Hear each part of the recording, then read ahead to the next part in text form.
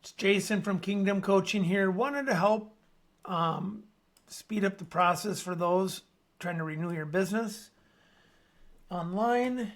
Go to the Minnesota Secretary of State or whatever state you're in, the Secretary of State. And then if you have an account, you log in here, and you must have an account now starting this year. Before that, you're able to just renew and do things. You can search a business here, look up a name.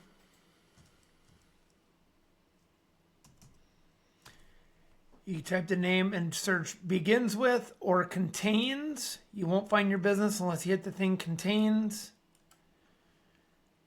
And then they pop up, and then you look down below to find the one that's your business. And then look at the details. It'll say in good standing or needs to be renewed, filing date, renewal date, and all the forms below. And then you can sign in here to renew. And if you don't have an account, that's where you create an account. If you need help with your business structure, planning, or anything to do with your business, contact me at Kingdom Coaching. Thank you.